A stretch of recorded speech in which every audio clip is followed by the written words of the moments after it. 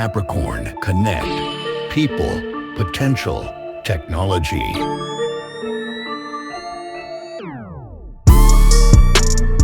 As co-founder and chief commercial officer at Cirkular, he has made it his mission to simplify selling and promoting a more sustainable circular economy. By leveraging AI and smart technology, he aims to make it easier for people to give their beloved items a second life, thereby reducing waste and creating value for individuals, businesses, and the planet.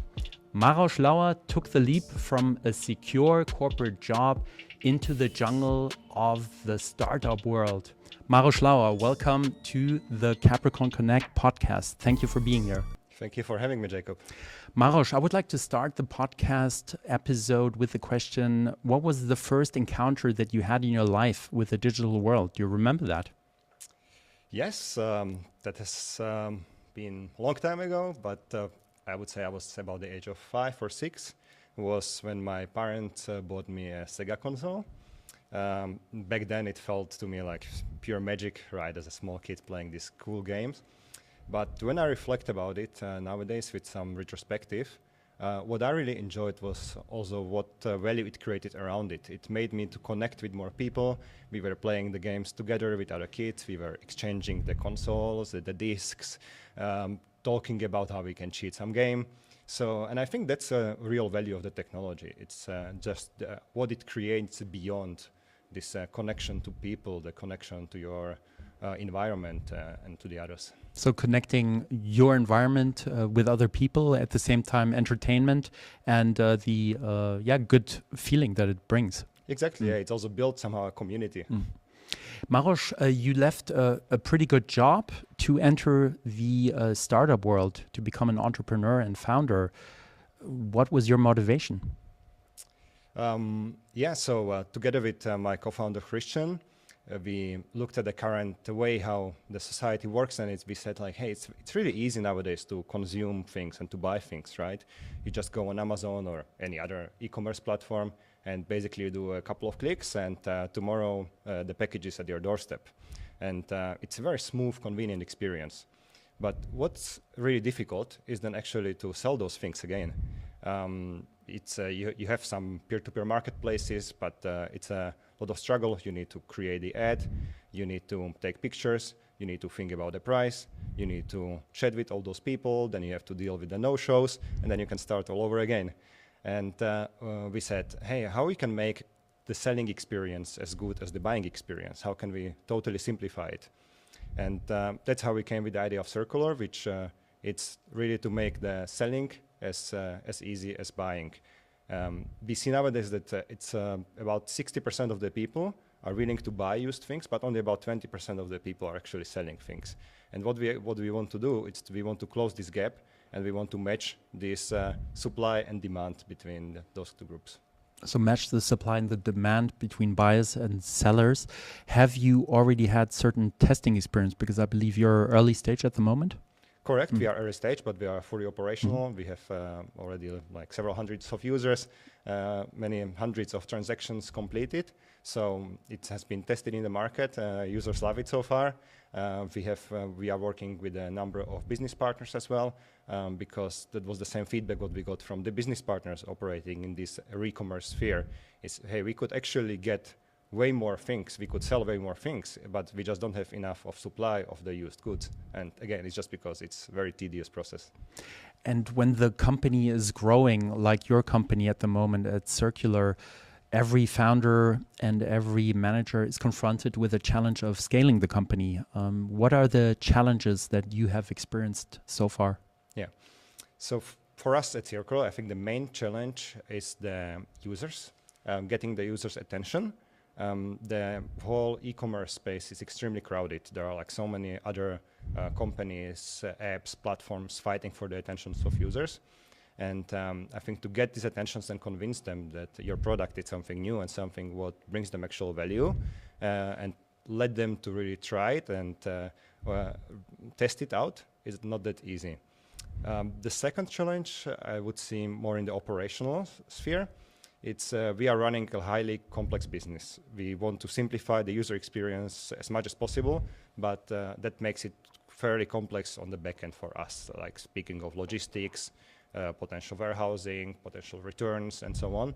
So how we are going to scale this type of business where you make it ultra convenient for the user, but you have to operate fairly heavy backbone environment to run this. So having a complex business model and then simplifying it for the customer, especially making it financially feasible, right? It's that's what a lot of investors tell us. You know, like it's an amazing idea, and we see a great value in it. Can you actually make it financially viable? So the devil, the detail is the problem here, right? Yeah, there are many devils and many details. And then also the attention, that's also quite important nowadays in this crowded market as well. Absolutely. Attention. And then last but not least, also I think most founders facing the issues of funding. So you need to be able to convince the investors of your idea because depends a bit on the sector, but if you want to scale your company, you are going to need funding to get to the users and to really like bring the product to the larger market. Talking about funding, when do you know what kind of investors you need? Would you rather go at the beginning for the bootstrapping, organic growth, or already at the beginning maybe take on an external investors? What is your advice there? Yeah. For us, it was very crucial to test and bring the idea to the market as soon as possible.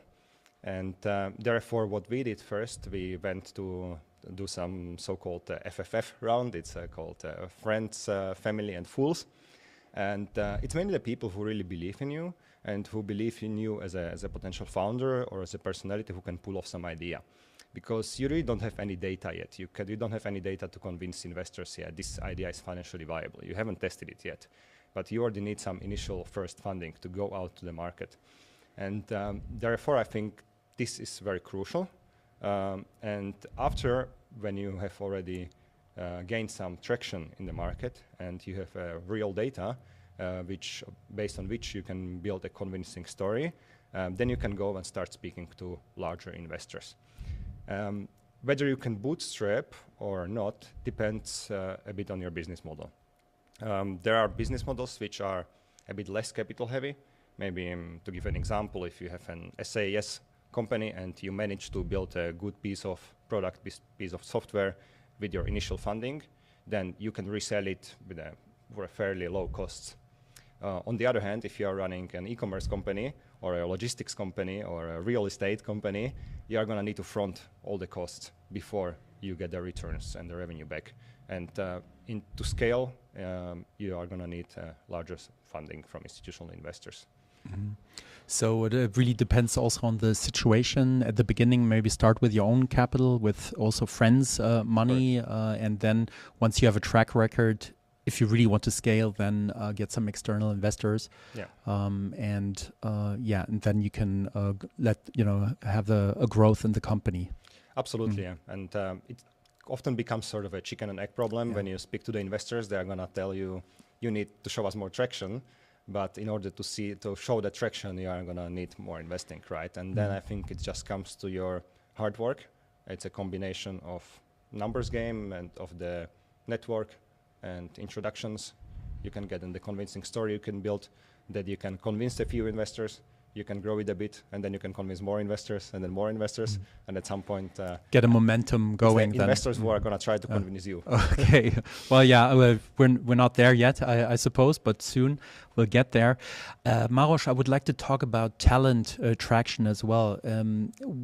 How can a company like yourself, like Cirkular, attract talent, especially if you don't have a big name like Google, Microsoft? Or other big names, big tech names. How can you get good talent that helps you grow also into the company? Yes. I believe you just need to be aware of what's your unique proposition. You cannot beat everyone. You cannot appeal to everyone. I think there are a lot of very smart, very talented people who want to work for very different types of companies. Some want to work maybe for more corporate jobs. Some want to work for a startup, some might want to work for an NGO, and so on. So you really kind of have to be averse first to whom you want to appeal. And then you just need to be aware of who is potentially your competition and what can you offer what your competition cannot offer. And I believe for us as a startup, it's mainly about our vision. I believe that we have a story and a mission which no other company has. I believe that we have a very unique team which no one else has. And I believe we can create an environment for people which the other companies don't. And in my opinion, that's also what the potential candidates are going to be looking at if they are joining an early stage startup. It's, can I align myself with the mission? Can I see myself working with these people, with these co-founders? And do I believe that they create an environment for me in which I can thrive and in which I can grow? Mm-hmm. So having a compelling mission, a great team, inspiring team is important. And how can you retain then also this talent if you have talent that you want to retain? Yeah. To be honest, I think it's the same things, because if you keep these fundamentals right, if you keep being trustful to your mission, and if you keep your team, and if you can still keep the right environment, I don't see that people would need to leave. Therefore, I think these two topics are very closely related. And how can candidates, now if you take the perspective of a candidate, how can a candidate stay attractive in this very competitive working environment, job market? Yeah. I think nowadays it became much more about being adaptable to change and being able to learn. We see that compared to the past, people, or in general, every employee nowadays can have multiple careers. You don't need to focus only on one thing and do that for the rest of your life. I believe that when people are willing to learn and are able to learn fast, they can beat the people with the experience. So to give like maybe some concrete example, if we look at the topic of AI and coding, I believe if someone is smart in the way how they use the AI nowadays and how that can facilitate building the code and the code quality, they can easily outperform a person who relies purely on the manual coding as they have done in the past maybe 10, 15 years. So even though they might have a better experience or the more of the experience, the person who is just coming to the field might still beat them because they are using the newest technologies and the newest tools. And we are living in a very fast evolving world. And I think that people who can evolve with this world are going to have the edge ahead of the people who are just relying on their experience. So flexibility is key, agility, adapting very fast and applying this latest technology into your work environment. Exactly. And it's not like one specialized position anymore. You have multiple careers and different types of positions also that you have to get used to. Yeah, I think like there still might be some fields where you have your specialized position. I don't want to take that away. I think like there are going to be some jobs which are not going to change that much, but there is a lot of jobs which are changing completely with the new technology, with AI. And therefore, I believe you have to be aware of how is your field being impacted by all the changes around you. Also talking about this topic, that would be my next question. AI is changing the world. What kind of jobs do you think will disappear? What kind of jobs will stay? And what kind of jobs will be newly created? Do you have any idea? Yeah, I think most people would agree nowadays that the jobs which are slowly disappearing, and we already see this happening, are the very the ones which are very reliant on the manual repetitive tasks. So if it's like about typing some data into a system, or a very simple customer service where you just like have to reply to the same inquiries. All these type of jobs are probably going to be automated if they haven't been automated yet. Then the second category of the jobs is going to be the ones which are going to change but still going to stay. There are the jobs which need like creativity, which need relationship building to others, and these jobs are going to change because you can leverage the AI to become much faster, to become more precise, to become better. But the job is going to stay there. And then I believe there are going to be jobs which we don't really have yet, and they are going to appear now because of the rise of AI, and that's everything what's maybe like to give some examples around building the AI agent models, or for us, like for example, looking at the circular, we could use someone who is like a logistic experts with the AI now, which could completely like change the field. So I would say these are the three main changes, I think. Interesting. Also have some final questions for you more on a personal level, Maroš, if it's okay with you. What is your superpower, the area that you are maybe a little bit better than other people? Do you have any idea? Yeah. I would say for me it's persistence. And it comes from just my personal history that I love mountains, I love being outdoors, I love endurance sports. I used to run a lot, also including like a very long distance running, or trail running, mountaineering, and it kind of taught me like of this ability to push through, even though sometimes it's not easy, and keep the goal in mind. But at the same time, I would say like also taught me to enjoy the process. I think it's something that we shouldn't forget. We shouldn't just like go for some goal and hate the whole journey there. And that's what I loved, for example, about climbing. I actually enjoyed the climbing itself, the route, more than standing at the top. Oh, really? That was the fun part, I would say, like being in the wall and like figuring it out. And then being at the top is kind of like a cherry on the top of the cake. But I would be happy even if I would like have to come back 50 meters from the top if the journey was fun. Well, that can also help you in your entrepreneurial journey. That's definitely something. Persistence, very important. Especially for startups, I think. You just have to like push hard for very long. Absolutely. Is there any particularly, let's say, famous person that you admire, or a trait that this person has? I would say Warren Buffett for me, personally. I believe he has a very unique ability to stay calm, focused, and ignore all the noise around, especially, and knows how to play the very long game.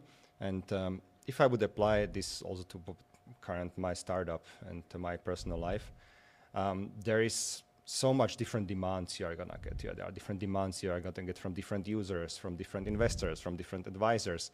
And instead of chasing all these different features and different requirements and so on, you need to be able to stay focused on what you are actually like, what's your main goal here. To stay what is the real value you are providing, and really be focused on that. Saying no to things. Say no to things, and just ignore sometimes all the noise around you and all the hypes which are constantly coming up and then going away, and then something new is coming up and going away. And really focus on the fundamentals. What's the fundamental value of what you are building? So fundamental value and ignoring the noise. Exactly. Plus, what I also like a lot about him is how he can explain complex ideas in a very simple terms. And I think that's nowadays, again, we are living in a world which is getting more and more complicated, and your attention is being grabbed by like so many different distractions. So being able to explain very complex things in a very simple words, it's an extremely valuable skill, I believe. Yeah, and it's necessary, especially if you have complex solutions you want to explain to customers. Indeed. Or investors, for example. Exactly. Is there a guiding principle, a motto, a credo you live by in your life? Yeah, for me, it's execution beats perfection. I like that, yeah. I think like also coming from a consulting before, what I have seen a lot was just sitting around working on the slides until they are like 100% right, and making everything exactly nice as it should be. But for me, like especially now living in a startup world, like this, if I would work like this, we would never produce anything. We would never go out with any product. And I think if I would be like sitting still now, I would be in front of the whiteboard, and we would still like adding new nice features. So I think it's crucial just to try things out, go to the market, get the real data, talk to users, have something real in the hand, and then you can change and pivot. Otherwise, you're just going to spend time working on a perfect solution, and until the perfect solution is ready, the market has changed already, and you can start all over. So being too perfectionist can be also a disadvantage in that environment. Absolutely. And I don't mean this like being now just sloppy and creating like something half-baked. I think that the product should still be good enough, but I think like kind of 80-20, you shouldn't try to make 100%. Maroš, final question. How will AI improve your life in 2 years?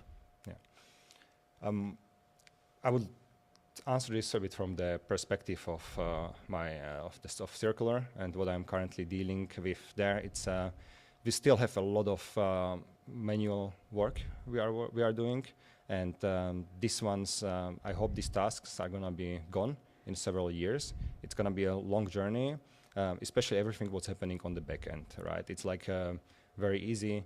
Everything what's on the front end for the users, but all the matching of the products to the right partners and finding what are the real prices at the partners and updating all the databases and so on. Like that's currently very time consuming for us, as well as for the partners. And I believe that once the AI capability goes a bit farther, we are going to be fully able to automatize all these tasks. Very good. Maroš Lauer, Chief Commercial Officer, co-founder at Circular. I really enjoyed this conversation with you. I wish you all the best for Circular, your company, and hope to see you soon. Thank you for having me here, Jake. It was a pleasure. Capricorn Connect.